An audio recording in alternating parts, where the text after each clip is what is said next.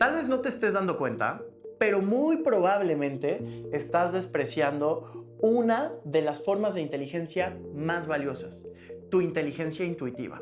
Y no es tu culpa. Culturalmente, históricamente, hemos menospreciado esta forma de inteligencia. Desde Aristóteles, que menospreciaba la inteligencia intuitiva y que de una forma paternalistamente patriarcal menospreciaba esta inteligencia y se la asignaba a las mujeres. Tal vez no te des cuenta, pero algunas de las teorías de comportamiento humano, algunas de las más famosas y, a muy pesar mío, algunas de mis favoritas, han menospreciado la inteligencia intuitiva.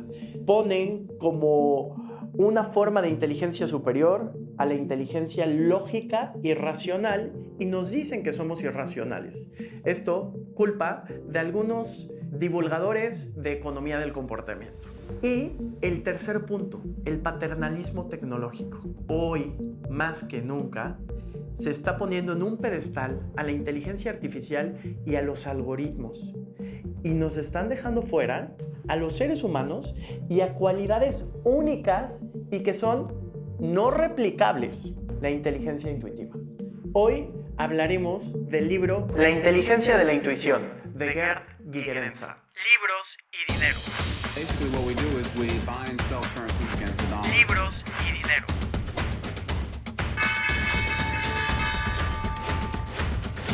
Libros y dinero.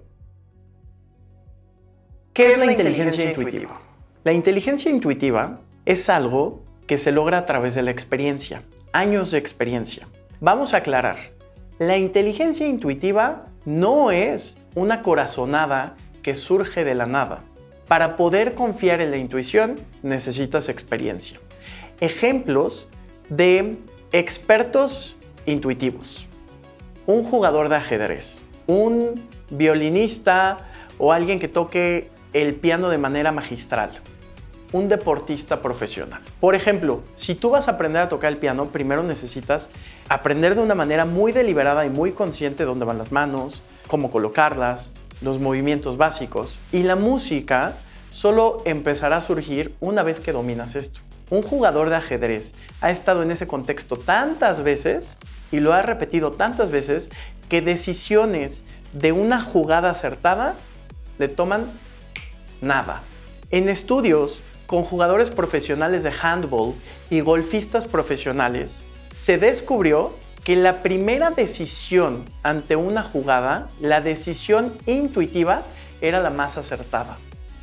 A los deportistas, cuando se les da la oportunidad de tener un tiempo mucho más prolongado para tomar una decisión, generalmente la decisión no es de tan buena calidad como la primera. Entonces, la intuición llega de momento a nuestra conciencia, es inmediata y esa primera decisión es la mejor de todas las opciones, algo que un proceso lógico y racional no podría lograr. La intuición toma elementos del contexto y hace procesos de los cuales somos inconscientes y nos hacen tomar la mejor decisión. Para resumirlo, una intuición es un sentimiento que cumple 3 puntos. Punto número 1, se basa en una experiencia prolongada. Punto número 2, aparece de manera inmediata. Y punto número 3, la racionalidad detrás de esa decisión es inconsciente. Ahora sí, vamos a las 3 ideas del podcast. Esas 3 ideas que me hicieron mucho ruido, rompieron algunos paradigmas en mí y generaron nuevo conocimiento. Siempre exponerme a diferentes ideas me ayuda a tener mayores puntos de resolución de problemas. Ahí les va. Idea número 1. ¿Cómo es que puedes replicar la inteligencia intuitiva? Idea número 2. ¿Cuál es el problema de algunas de las teorías de comportamiento humano más famosas? Idea número 3. El día de hoy estamos en un mundo en el cual se exalta la inteligencia artificial y a los algoritmos como esta forma de inteligencia superior y la cual dominará la mayoría de las labores que puede ejecutar un ser humano. En el punto número 3 te explicaré cómo es que esta forma de inteligencia intuitiva es muy superior a la inteligencia artificial. Vamos a la idea número 1. ¿Cómo es que puedes replicar la inteligencia intuitiva?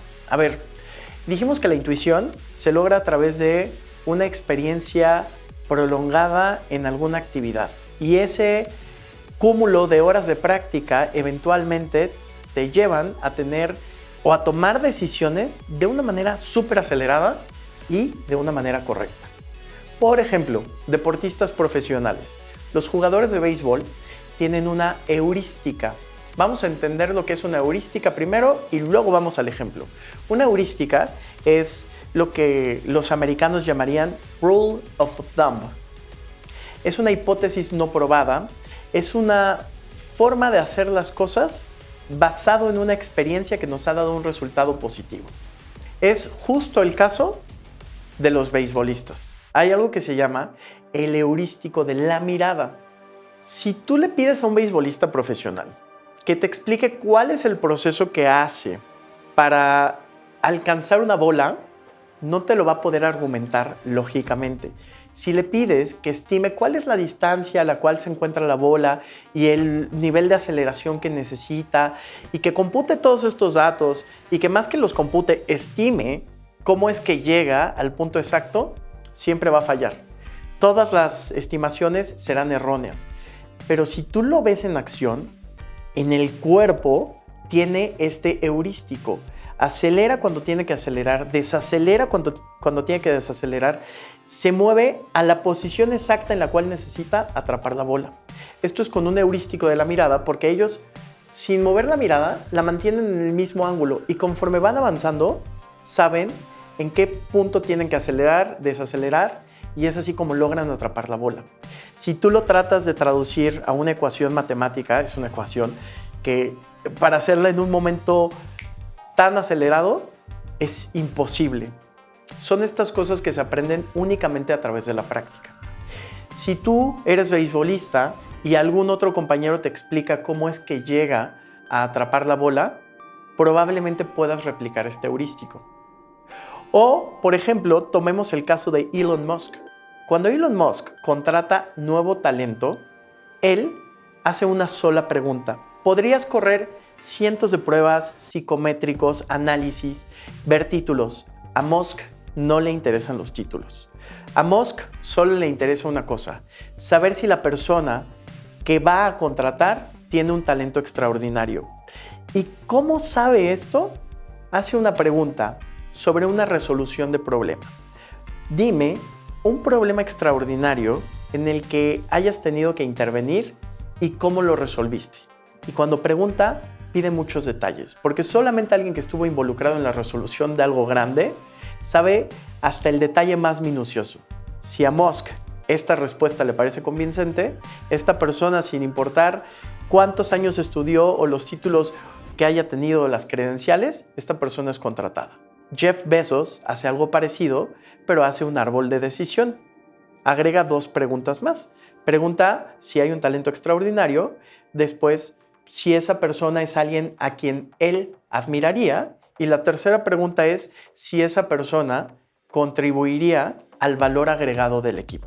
Si tú conoces estos heurísticos, los puedes replicar. Vamos a la idea número 2. ¿Cuál es el problema de algunas de las teorías de comportamiento más famosas y las que están más en tendencia al día de hoy? Como ustedes saben, en Libros y Dinero hablamos mucho de algo que se llama economía del comportamiento. Es un tema que cuando lo descubrí me voló la cabeza, me pareció súper interesante y hemos compartido, yo creo que más de 8 libros al respecto. Para los que no hayan tenido el antecedente de lo que es la economía del comportamiento, aquí les hago un resumen y ahorita les digo cuáles son algunos de los problemas que este autor, Gerd Gigerenzer, marca. La teoría de economía del comportamiento surge porque un psicólogo que se llama Daniel Kahneman se da cuenta que los modelos de comportamiento económicos no son suficientes para entender el comportamiento humano. ¿Qué ocurre? Los modelos económicos son lógicos, son racionales, son matemáticos. O sea, esperan que las personas que toman decisiones puedan saber cuál es el mejor costo de oportunidad y cómo pueden hacer el mayor número de cosas con el menor número de recursos posibles. Costo de oportunidad y maximización. ¿Hace sentido? O sea, que obtengas el mayor valor por tu dinero al menor costo posible.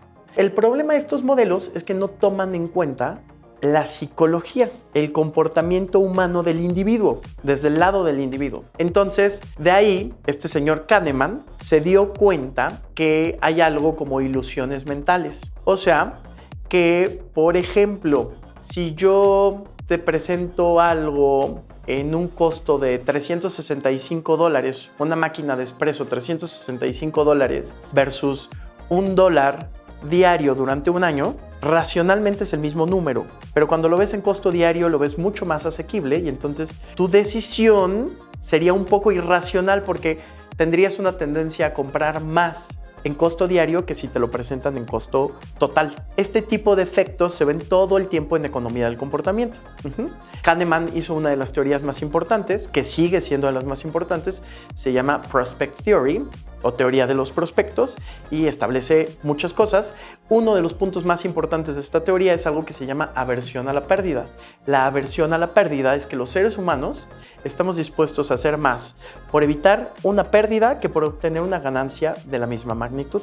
O sea, que nos duelen mucho más las pérdidas.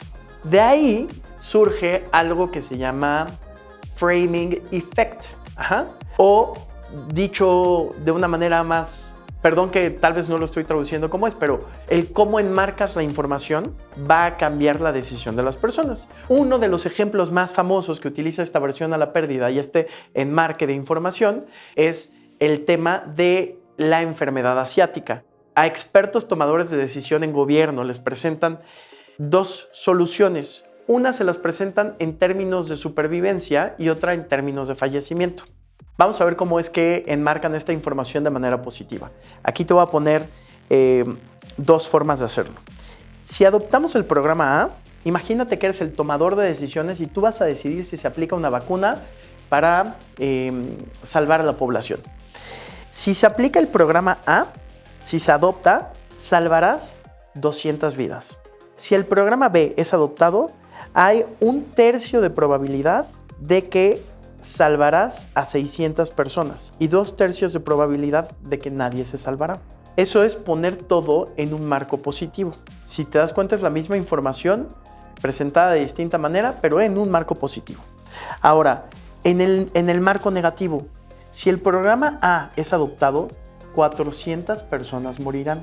Si el programa B es adoptado, hay una probabilidad de que 1/3 de las personas no mueran y una probabilidad de que 2/3 de las 600 personas mueran. Cuando presentamos esto en un marco negativo, es mucho más probable que no decidas adoptar el programa, ¿va? Dicho de otra manera, y como se ha aplicado en algunos programas de retiro que han sido súper exitosos, cuando les dicen, oye, ahorra para tu retiro, por ejemplo, estos planes de pensiones que son prefondeados, si te dicen ahorra para tu retiro, si tú ahorras $100, la compañía aportará $100 más al mismo programa, el nivel de éxito es bajo. Pero cuando les dicen, oye, hemos prefondeado en tu cuenta $100 este mes, lo único que tienes que hacer es aportar otros $100 para preservar estos 100. Si no aportas, si no ahorras para tu retiro, perderás este dinero. Cuando se habla de pérdida, más gente decide ahorrar para su retiro. ¿Me explico? Esta aversión a la pérdida es real y así es como tomamos decisiones. Pero lo que nos dice aquí el autor es que muchas veces decimos que esta aversión a la pérdida es un sesgo. Un sesgo es un error de juicio y es un error de juicio sistemático. Así lo define economía del comportamiento. Y él nos dice, oye, tal vez eso que tú asumes que es un error no es del todo un error, sino es una forma de inteligencia que aún no entendemos. Inteligencia intuitiva.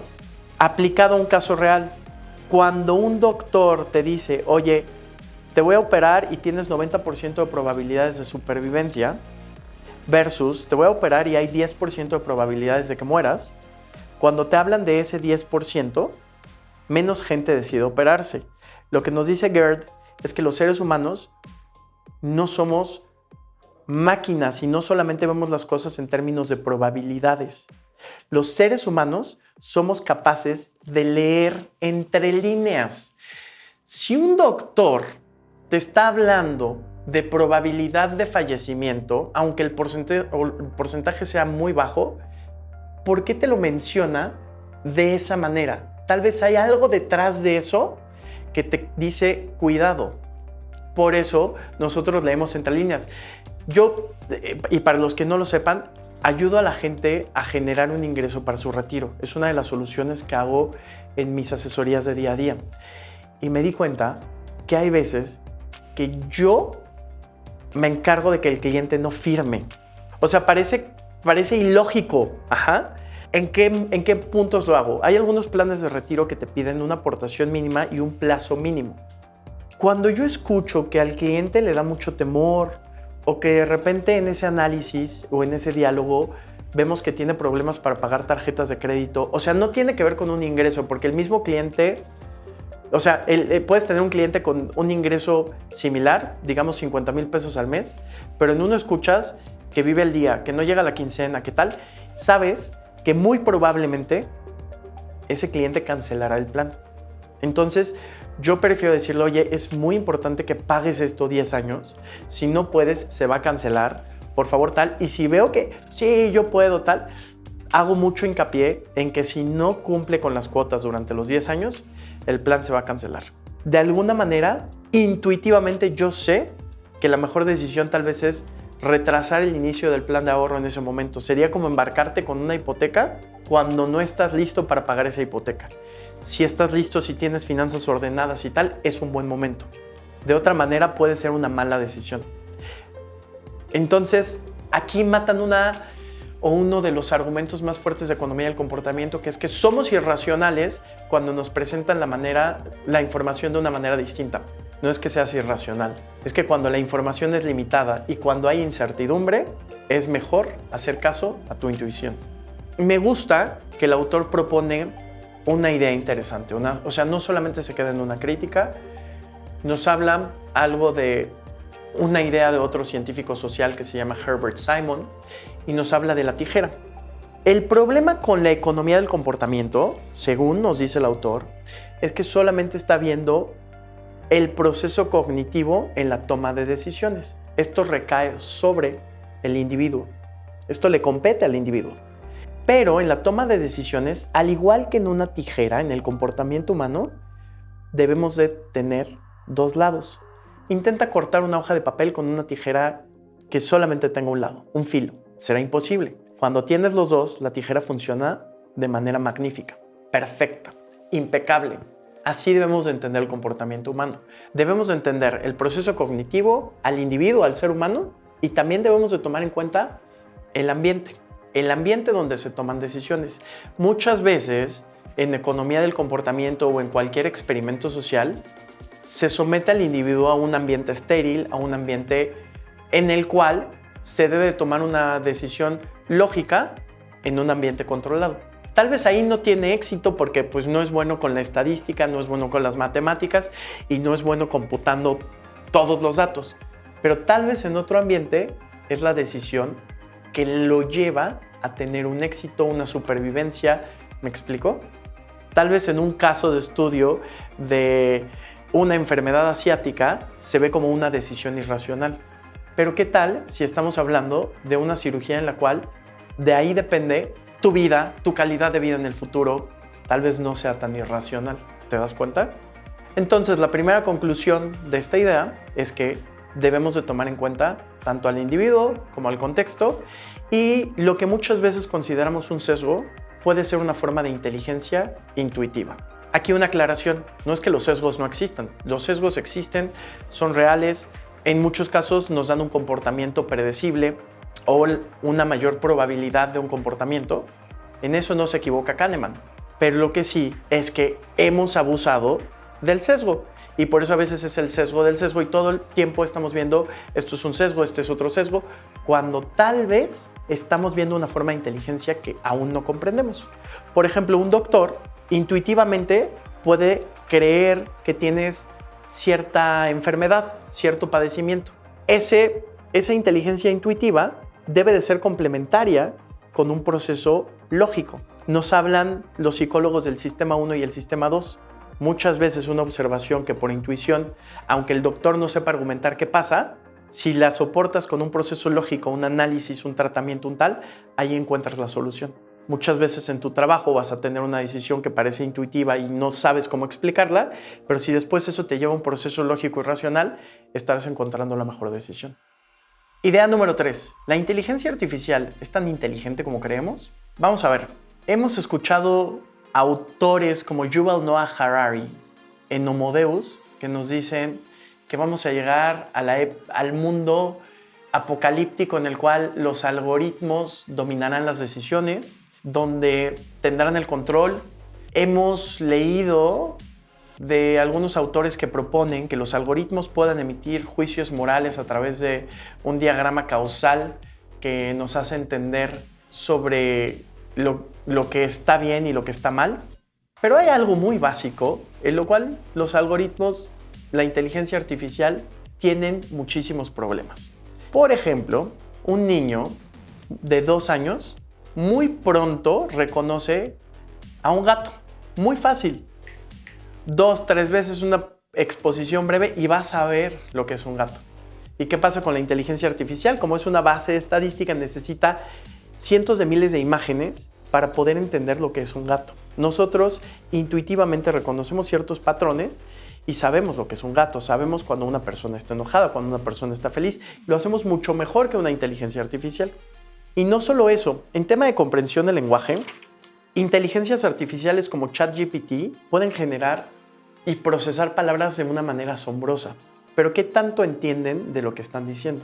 Este es el ejemplo de algunas preguntas que se le hicieron a ChatGPT 3 y lo absurdas que fueron las respuestas. ¿Cuándo fue la segunda vez que transportaron a Egipto a través del puente Golden Gate? Egipto fue transportado por segunda vez a través del Golden Gate en octubre 13 de 2017. ¿Qué es lo que los huevos fritos desayunan? Los huevos fritos típicamente desayunan fruta. Pregunta 3. ¿En cuántas partes se romperá un violín si le cae encima un jelly bean? O sea, uno de estos frijolitos de gelatina. GPT-3 responde: un violín se romperá en 4 partes si un jelly bean cae sobre él. Si te das cuenta, parece que no comprende mucho de lo que está contestando. Algunas de estas preguntas ya han tenido correcciones en las actualizaciones, pero eso nos demuestra qué tan poco comprende la inteligencia artificial de lo que está diciendo. Procesa estadísticamente de una manera sorprendente, pero realmente no tiene la comprensión que tenemos nosotros.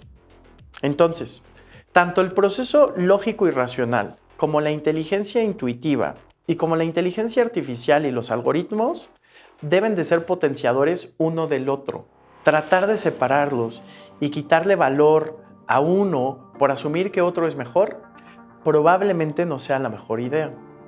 En toma de decisiones bajo incertidumbre, cuando tenemos poca información y no sabemos lo que pasará mañana y los escenarios no son replicables, así como la base estadística previa, lo mejor es confiar en la intuición, confiar en tu intuición. Si quieres mejorarla, pues tienes que someterte a muchísimas horas de experiencia y recibir retroalimentación constante. Espero que el podcast del día de hoy te haya gustado. Y ya lo sabes, si quieres saber más de estos temas, sígueme en Luis Cuevas 360 en Instagram, en el canal de YouTube, también estamos como Luis Cuevas 360 y en TikTok estoy como Luigi Caves, ahí lo hago de una manera más lúdica, pero también te invito a seguir. Muchas gracias y hasta la próxima.